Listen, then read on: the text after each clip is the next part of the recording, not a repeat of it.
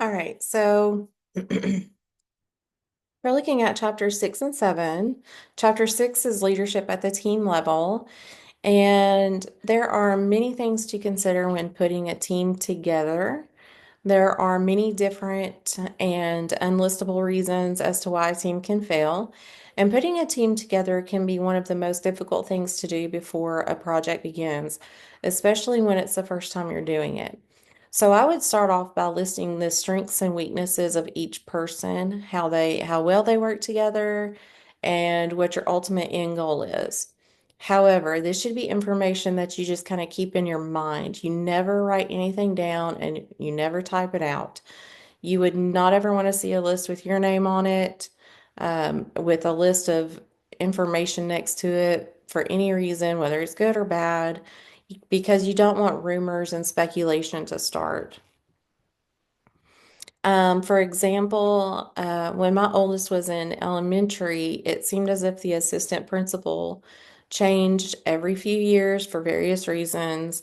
And then whenever he was in the third grade, one of the assistant principals was very abruptly fired or forced to resign from the school district, along with having to go before the teacher ethics board and the district board members and the administration.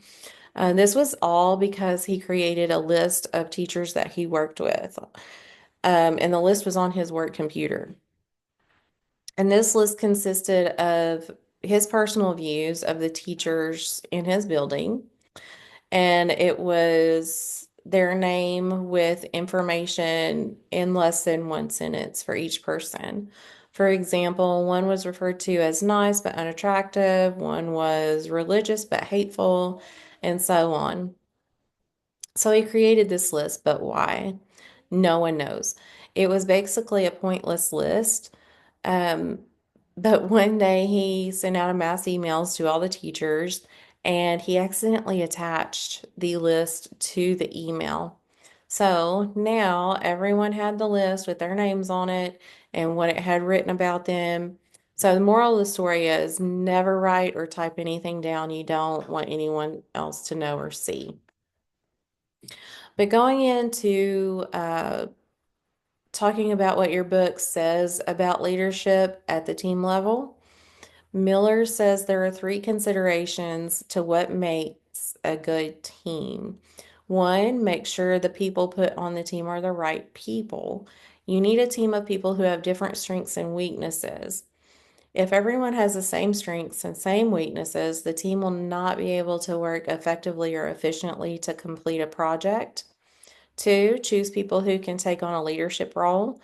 And three, make sure the environment has respect, trust, and empathy. Then it goes on to talk about the acronym for the word perform, which means purpose, empowered, relationships, flexibility, optimal, recognition, and morale. That's just something you need to know. Purpose, people need to have purpose for their work. Empowerment comes through the trust of the organization leaders, relationships. You have to be able to trust in each other, and be flexible because if you have any sort of issues that arise during the project in which you're working on, you need to be able to address issues without making each other mad. You need to have optimal outcomes or produce high outcomes. Make sure everyone gets recognized for their contributions. You don't want to have one person getting all the recognition because then everybody on the team is like, well, I'm never going to do that again. And morale. You need to keep morale high so that team members will continue to have high performance levels. Now let's looking at the leadership wheel. It represents organizational change. It is one of the main stages in the systems approach. As you can see, it can go in many different directions as well as in a back and forth sort of direction between two or more stages. And this is because if something doesn't work, you can go back and reevaluate or revise your approach until it does work. Your book lists out a guide or values that a public health leader should do or possess. But remember, values are not universal. So the list is quite long. It has 7 parts to it.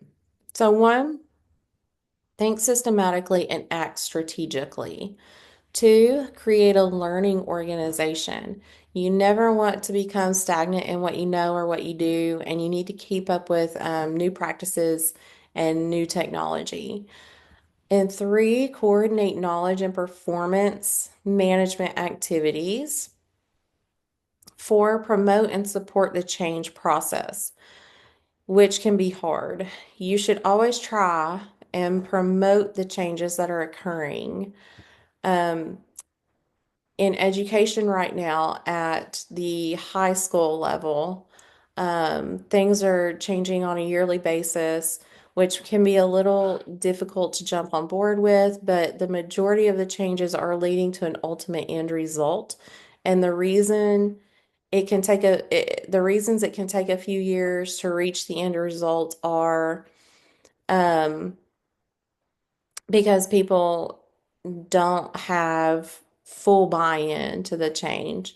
And as changes occur, and doing them slowly, we are allowing the students and parents to adjust to the new way of doing things. So right now in secondary, we are moving from an ABCDF grading system to trying to go into a, excuse me, a 1, 2, 3, 4 system. I would say that the rate of agreement on this change is about 50-50. The people or teachers who are kind of pushing back are the older teachers because they've been doing things the same way forever and they don't see how going from an ABCDF system to a 1, 2, 3, 4 system are beneficial. But if you make the changes slowly, it allows for adjustment of the change. And that's just an example. So, if you apply this to healthcare, promoting and supporting a change process can be important because you may have processes that change that can either directly or indirectly affect a patient or a facility or the overall public health system. Number 5, support the values of the agency and the community. Number 6, understand the relationship between system inputs, program interventions, and outputs. You need to understand the relationship between the system's components because if one component doesn't work, you'll be able to identify where it is, where a change needs to take place, and do it efficiently. Number 7, constantly monitor and evaluate the effects of change. Always evaluate the effects of it because not all change is good.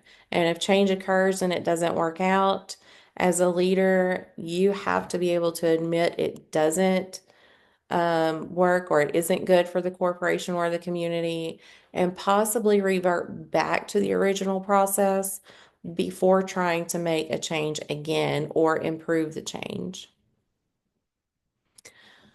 Your book goes into the values clarified.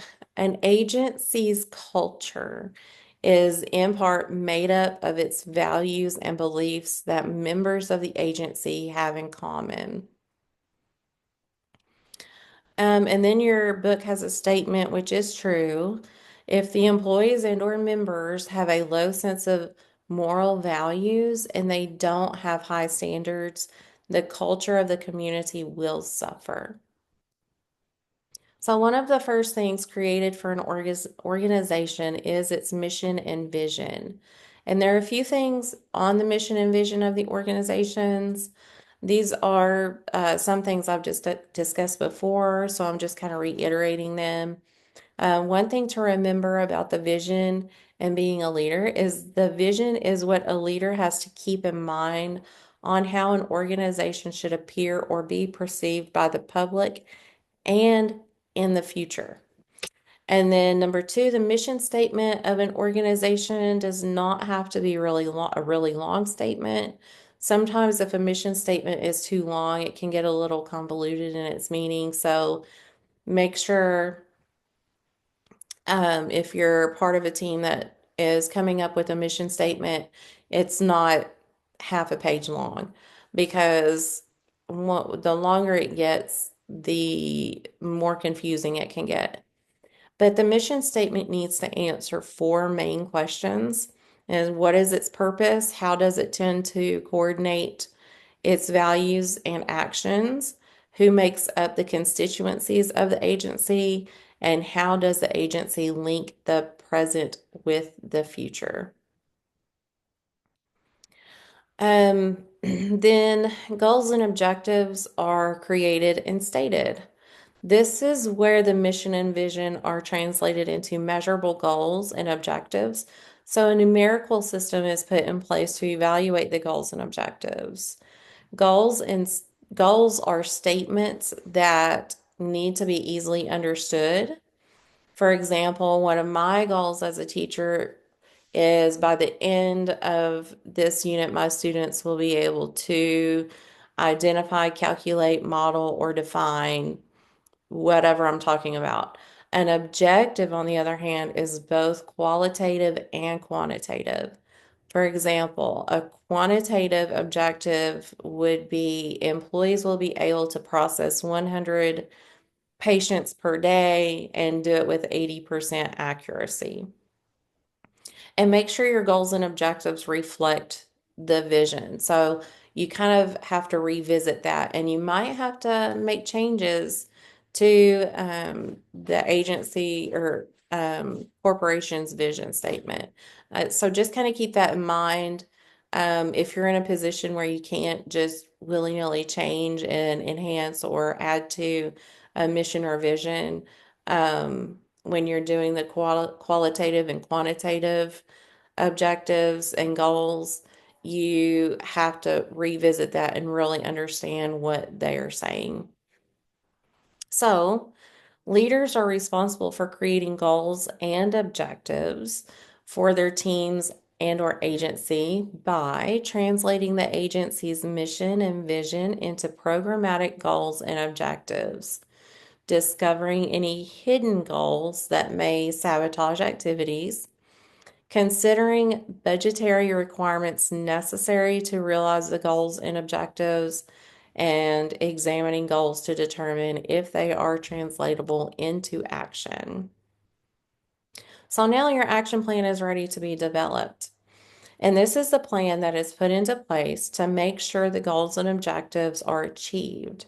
There are three stages: the germination stage, the organization of employees and their adapting to the leader's agenda, and then the process is completed.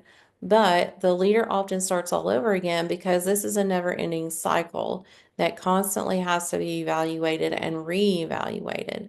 And brainstorming is frequently used at this stage because it is an effective way of discovering worthwhile ideas. Implementation of the action plan is for the purpose of achieving goals. Quality improvement techniques will work to make this occur. And leaders participate in things like identifying community leaders and other external stakeholders, delegating tasks to staff members and community partners, establishing relationships with constituents, communicating health information to the community, working with legislature, and working with the county or local boards of health. And for the evaluation portion of the process, you should use evidence-based evaluation practices. And there are 6 steps to take in order to do this. 1, posing questions about the program and project. 2, setting effectiveness standards, such as what do you want to accomplish? 3, designing the evaluation. When you design your evaluation, it's a good idea to use numerical values as levels of achievement and have explanations for each number level of acceptability. For example, you would um, use something similar to a Likert scale or a proficiency scale or a rubric, just like I provide you for every portfolio um, assignment. So then in this way, when you get to number four, collecting data, five, analyzing data, and six, reporting the results of the data, you will be able to present the effectiveness of your implemented project or program. So I know that's a lot for chapter six.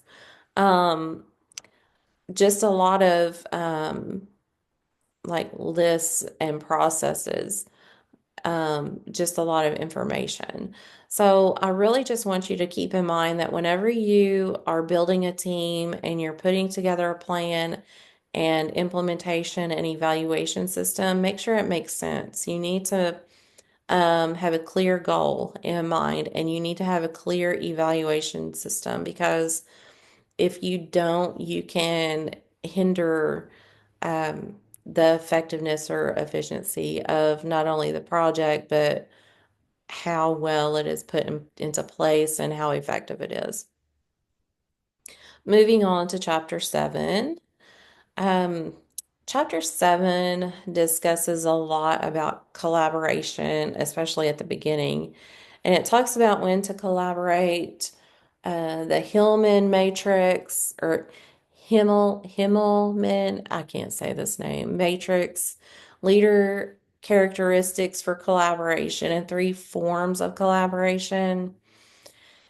However, taking all of the information into account, you have to have a good team on your project for collaboration to be successful. But I don't mean you have to have a team of the best employees in the organization to make a good team. What I mean is the people who are on the team, regardless of their rank or level of expertise or experience, or how long they've worked there. They have to be able to work together. And this is really important to a team and its ability to collaborate because if one person thinks they're in a position of control and they have zero respect from the other team members, the collaboration will not work. And it doesn't matter how much training you have or you give to an individual. It's just based on how well your team is put together and how well they work together. So, good collaboration comes from our personalities and how well receptive we are among each other. Um, I also say though, if someone has done a similar project before, this should be taken into consideration because if something has already been created, that will help with the process of a project, you don't want to recreate that particular thing. It could lead to a waste of time and energy. And the person who did the work, if they're ignored and it's just scrapped and you redo it, and then you ultimately come back to the thing that they already did, you have already failed at collaboration. As far as change, going from collaboration to change can be a difficult task because collaboration on changing a process is a lot easier than actually doing it and seeing the results that are wanted or needed. Um, in the past, all around, things all around changed at a slower, more steady pace. But now with the advances in technology and a person's expectation and feedback, change has become more fast-paced and people want instant gratification. Um, However, when implementing a new process or procedure of any kind, especially within healthcare, you need to use the time you're given to try and accomplish the task at hand and not try to rush it. If you try to make changes too quickly, You will not give everyone enough time to make sure everything in the process will work correctly. And yes, there are different kinds of change makers, and it too, like collaboration is based on an individual's personality and perspective of things around them. So the main information that I really want you to get out of this particular chapter is that change is inevitable. There are barriers to change. You will not have a team ultimately come up with the end all be all solution to a change that is needed. So you need to be um, clear on how to build a good team, work together, focus on a solution. And if it doesn't work and you're the leader of the project, have the ability to admit that the change didn't work and now you can work on the improvements.